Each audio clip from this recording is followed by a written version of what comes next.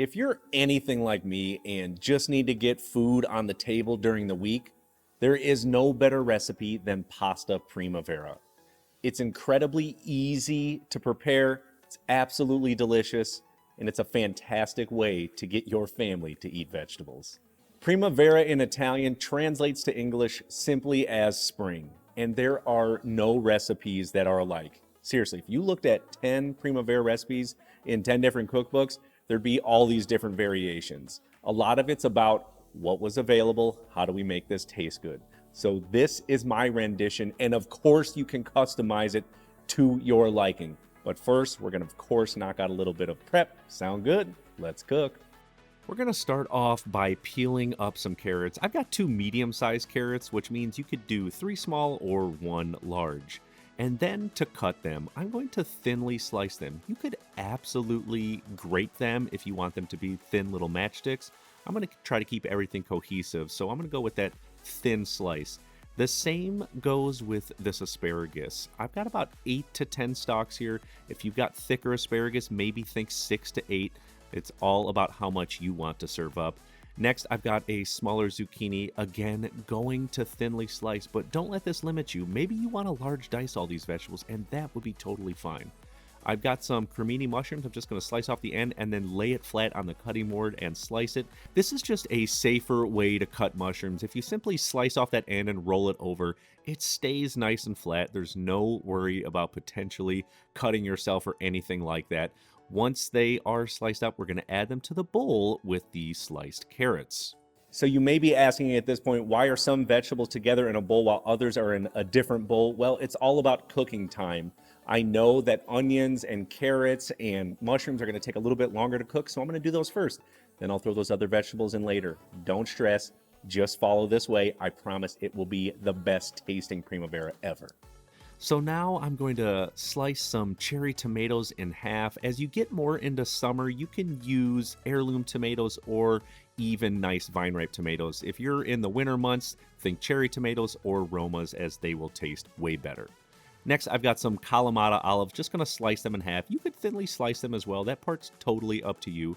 Of course, you could use black olives or even Spanish olives if you'd like. I've got a red onion. I'm going to slice off the ends of each, cut it in half, and then remove that outer peel.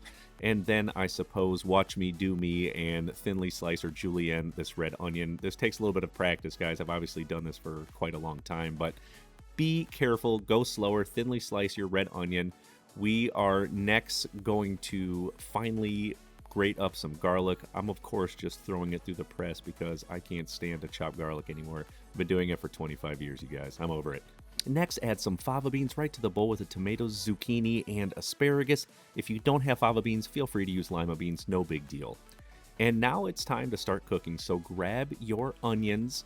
We're going over to a very large frying pan. We're going to add in some olive oil. We're going to immediately turn the heat to medium. Let it heat up for maybe 20 to 30 seconds. We do not need it to smoke. Add in your onions, and we are going to cook these for 6 to 8 minutes. What we're looking to do here is get a little bit of brown on them, but also make sure they're tender and translucent. We're just trying to bring about the onion flavor before we start to add in everything else. But if you just cook these without browning them, you're going to miss out on a ton of flavor. So at this point, what we're going to do is add in the carrots and mushrooms. Think to yourself, I'm doing this in timing and in sequence for how long things take to cook. Carrots are crunchy, they're more firm, it's going to take longer to cook. So we're going to cook this for a further 4 to 5 minutes. No need to get a brown on them or the mushrooms. We're just trying to sort of tenderize them up. And try a carrot. Take one out. If it seems like we're in good shape, fantastic. Next, scoot the vegetables to the other side of the pan because I'm going to teach you a little trick here that I learned way back in the day. So on the other side of the pan, where there's absolutely nothing, we're going to add the garlic and we're going to cook it on this side of the pan so that it doesn't burn. Okay, sometimes you throw it right in there in the hot pan and then the garlic burns before you know it and it's over with. So if we cook it on one side and mix it together with all the other ingredients, it's less likely to burn and over caramelize, which is going to make your dish taste nasty.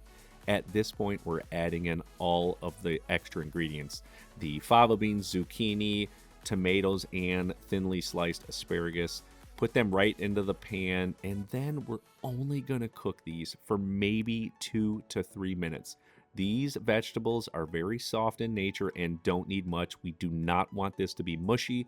We want everything in there to have a little crisp to them and still keep all of their flavor. We're going to hit it with those sliced kalamata olives, which are going to add some nice natural salts and vinegars. Of course, we're going to season it with sea salt and fresh cracked black pepper.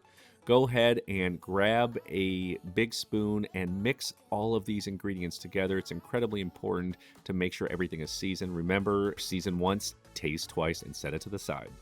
And homies, it's just like I always say. You start understanding these fundamental techniques like cooking things in order of doneness, so at the end, everything's still got that little bit of bite and it's all cooked and delicious. Start incorporating this into all of your cooking, so your homemade food from scratch will taste infinitely better than anything you get at restaurants or at the store. Now for our pasta. I've got a big pot of boiling water. We're going to hit it with salt. Remember, it should taste like the ocean. And of course, I've got a ton left over.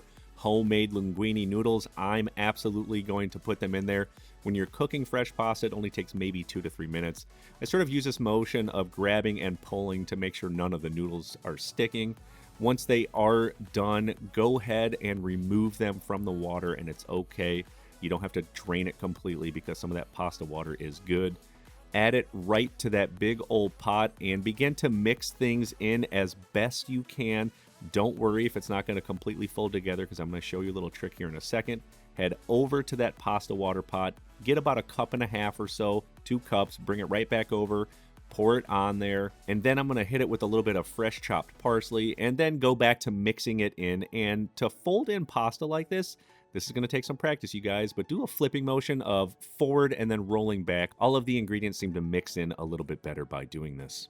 Yes, and of course you can use a different noodle. Like I said, I just have a lot of homemade pasta left over that I want to use. You could use penne, fusilli, farfalle. It is totally up to you. Use what you have and use what you like. Also, if you want a little protein in there, hit it with some cooked chicken breasts. Boom, or rotisserie chicken if you've got that. Fantastic. It's all about making these things work for you and still tasting delicious. Of course, now it's time to plate up, so we're going to switch over to slow-mo.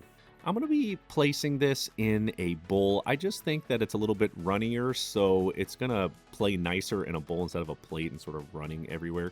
And I usually fold the pasta over, as you can see here. I'm going to flatten it out a little bit because I'm going to put some goodness over the top. You, of course, can serve this any way you want. I'm all about that visual look, so that's why I do it. Get you a big old scoop of the vegetables in the sauce and pour it right over the top. It literally looks so good and smells so good. And it's nice and healthy, you guys. Your kids, your family will absolutely love this. I'm going to grate on some fresh Parmesan cheese. You can absolutely use Pecorino Romano as well. And for some optional garnishes, I've got some toasted pine nuts left over from the pesto pasta I made not too long ago. I'm going to hit it with that. And then finally, at the very end, I'm going to finish with a little fresh chopped basil just to add some more herbs to it. And man, look at this beauty.